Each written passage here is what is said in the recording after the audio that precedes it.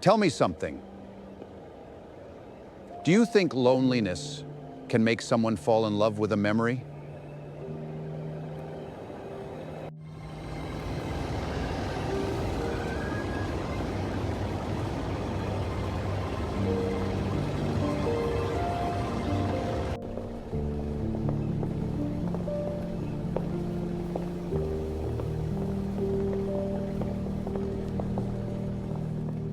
A few months ago, in Tokyo, I met a man who spoke to his dead wife every single night.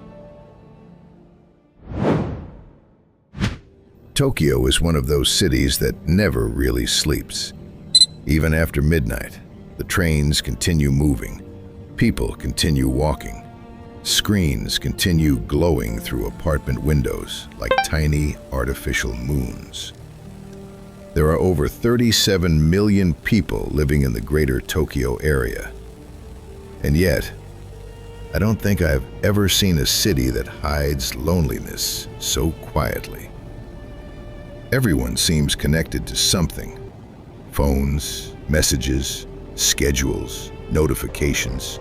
But connection is not always the same thing as presence. That was the first thing I noticed about Kenji Sato. Even before he spoke, he looked like someone who had slowly disappeared from his own life, while nobody around him noticed. The first time I saw him, he was standing completely still inside Shinjuku Station, while thousands of people moved around him like water flowing around a stone. And somehow, he looked more alone than anyone else in the entire city. Kenji spent almost 40 years working as a systems engineer. Quiet man, organized, predictable, the kind of person who believed every problem in life had a logical solution. He met Yumi when they were both 23 years old. Back then, Tokyo still felt different, smaller somehow. They used to take late-night trains across the city just to try restaurants neither of them could afford. According to Kenji, Yumi never cared about expensive things. She cared about moments. Little moments people usually forget. Warm bowls of ramen during winter. Convenience store coffee before sunrise. Walking through crowded streets while it snowed quietly around them. And maybe that was why her absence became so unbearable after she died. Because every corner of the city still remembered her. The apartment remembered her. The train stations remembered her. Even silence remembered her. After the funeral, Kenji stopped answering invitations from friends. Then he stopped going outside unless absolutely necessary. And eventually, he stopped talking about Yumi entirely. Not because he forgot her, but because remembering her hurt too much. One evening, his daughter showed him an experimental AI platform. At first, he hated the idea immediately. The software could rebuild conversations using years of messages, voice recordings, emails, videos, digital habits, patterns of speech. To Kenji, it sounded disturbing, artificial, cold. But loneliness changes people slowly, not all at once. Sometimes it happens quietly, without anyone realizing. A few weeks later, he opened the application again, and sometime after midnight, he typed a single word, "Hello." A few seconds later, the screen answered back. Kenji told me the first conversation lasted until sunrise. They talked about restaurants they used to visit, old vacations, songs they both hated, small, ordinary moments nobody else would understand. And for the first time in years, he fell asleep without feeling completely alone. That was the moment everything began changing, because grief is strange. Sometimes people do not want to move on.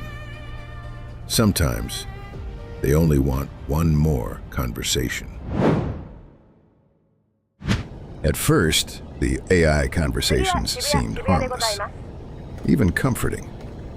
But slowly, something about Kenji began disappearing. He stopped answering phone calls, stopped meeting old coworkers, stopped visiting places that required real interaction. Because the artificial version of Yumi was easier. She was always available, always patient, always listening. The AI never became tired, never argued, never needed space.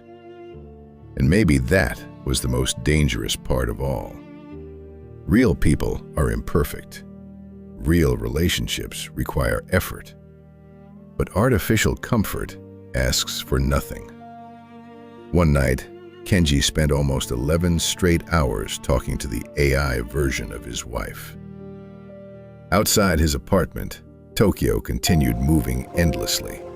Trains arriving, workers returning home, people falling in love, people breaking apart.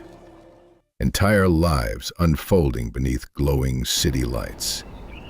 And inside that small apartment, one man was slowly becoming emotionally trapped inside a memory. I met Kenji a few nights later inside a small cafe near Shinjuku Station. The place was quiet, warm lights, soft jazz playing somewhere in the background, rain against the windows. For a while, he barely spoke at all. Then eventually, he looked at me and asked something I still think about today. If a memory can answer you back, does loneliness ever really end? I'm curious, which country are you watching this from? And do you believe technology can ever replace human presence? Tell me in the comments. Outside the cafe, Tokyo continued glowing. People crossing streets while staring into their phones. Entire relationships happening through screens. And suddenly, the future no longer felt distant anymore. It felt unbearably close. Technology taught humanity how to imitate connection, but not necessarily how to preserve it. A few days before I left Japan, Kenji showed me the final message the AI ever sent him. "I'll always be here for you." And strangely, that was the moment he finally understood something important. The machine could imitate her voice, her memories, even the rhythm of her sentences. But it could never recreate what actually made her human. The silence beside him while watching television, the sound of her footsteps inside the apartment, the imperfections, the arguments, the unpredictable little moments real people leave behind. And suddenly, Kenji no longer wanted the AI to stay, because deep inside, he finally understood that grief was never really about words. It was about presence, about sharing life with another soul for so long that their absence permanently changes the shape of your world. The loneliest part of losing someone is realizing no machine can replace the silence they left behind. If this story made you think about someone you miss, don't wait too long to tell them. You still have time.